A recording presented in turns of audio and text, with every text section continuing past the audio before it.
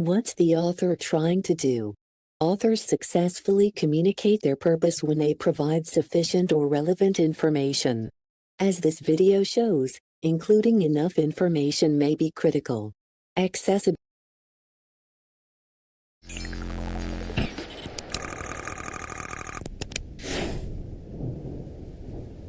He thought he knew how to change a flat tire, but there was a missing step in his process.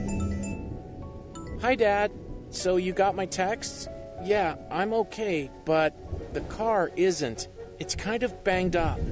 Well, I didn't see the pothole because of all the water. So I got to the side of the road and started changing the tire. Yes, I know all the steps of changing a tire. I got the spare from the trunk, I jacked up the car, and I started removing the lug nuts. But it was really muddy, and I guess I was parked on an incline. And the car slipped all the way down a hill and it hit a tree. I'm really sorry, Dad. I guess I didn't really know how to change a flat tire. Ben missed one key step in the process of changing a tire, making sure the car is on flat, firm ground. When you are writing a sequence of events, be sure to avoid the missing step. Every author has a purpose and viewpoint. Along with offering information and connecting ideas, authors of narrative nonfiction have viewpoints to express or imply. Authors organize their texts, choose their words and phrases, and use technical devices for that purpose. This video reveals some of those devices. Accessibility.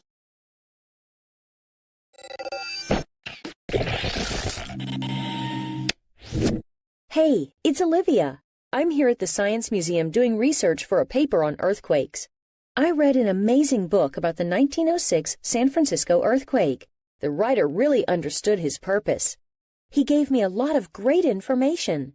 Writers always have a purpose or a reason for writing. They can entertain, persuade, or inform. Informational writing comes in many forms: textbooks, brochures, essays, and narrative nonfiction. The goal of narrative nonfiction is often to inform the audience by telling a true story, but authors can also entertain and persuade as they inform. Let's look at how the author wrote that narrative nonfiction book about the 1906 earthquake.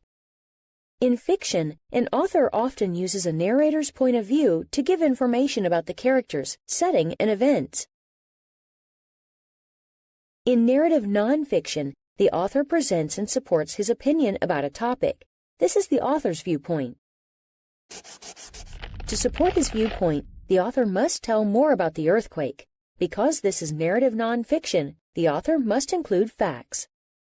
However, the author may also choose to leave some facts out. He or she can't include everything. Authors have many other ways to incorporate evidence to support their viewpoints. Quotes from experts or eyewitnesses are useful tools. Questions give readers a chance to think about the topic. The author can share further opinions based on the facts. And the author's word choice when presenting evidence is important. For instance, an author could use the word fire. Or she could emphasize her perspective and say blazing conflagration. Even though the San Francisco earthquake story is narrative nonfiction, the author can use some features of fiction to help engage the reader. For example, the author organizes events in chronological order. The events unfold as they do in a story. The story starts with a description of life in San Francisco before the earthquake. Next, the author describes the earthquake itself. Then the author details the devastating effects of the quake. Finally, the story shows how the city recovered from this disaster. As he tells each plot point in order, the author uses transitions to connect the parts. I'm glad the author of the earthquake book shared his viewpoint in that narrative nonfiction. He didn't just tell the facts, he really got me excited about my research. Key concept. Narrative nonfiction is storytelling about real life. Authors may write to express their viewpoints and inform their readers, as well as to entertain. Chronological order connects ideas in narrative nonfiction. Let's take a closer look at these techniques. Begin by reviewing some keywords. Narrative nonfiction. Define narrative nonfiction in your own words. Related words. Memoir, narrative. Definition. A narrative based on factual material told using the same literary devices and techniques as fictional stories. Example. The Color of Water is a narrative nonfiction text about a man growing up in an ethnically diverse family.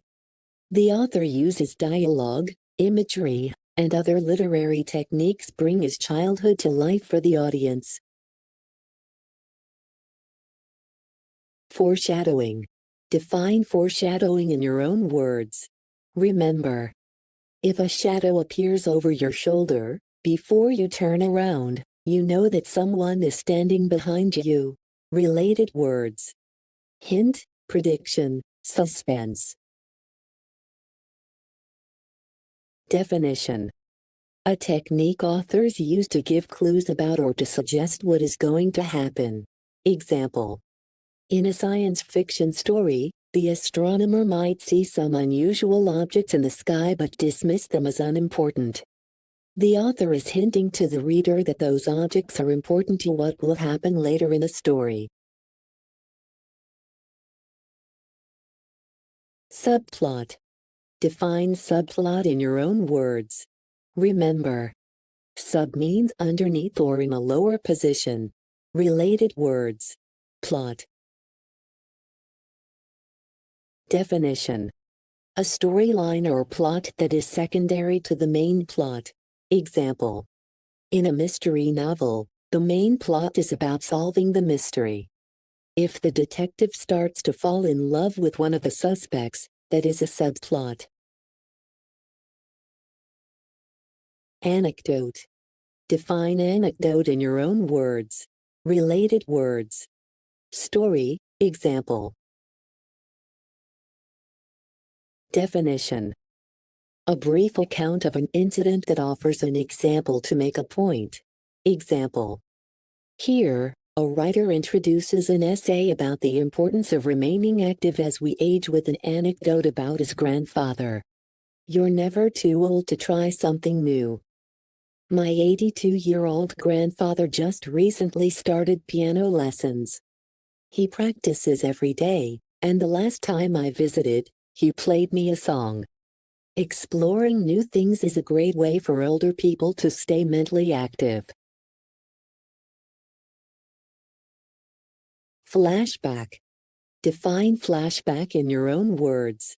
Remember, have you ever had a flash of memory that makes you think back to something that happened before? Related words. Narrative, past, remember. Definition. A narrative technique that allows authors to introduce past events that have a direct effect on current events. Example. Please, just babysit the triplets once more, she begged. I thought back to the last time. Peanut butter in the dog's fur, triplets running in 3 different directions, and a beloved animal swimming in the toilet. I just can't, I told my cousin. Sorry. Transition. Define transition in your own words. Remember, transition comes from a Latin word that means go across. Related words. Connection. Definition. A word or phrase that connects ideas. Examples. Therese is an accomplished musician, in addition to being a gifted poet. I like most kinds of seafood, however I am not thrilled about eating exotic creatures, like an octopus or sea urchin. Sarah always makes time for volunteering, despite the fact that she goes to school and works part-time.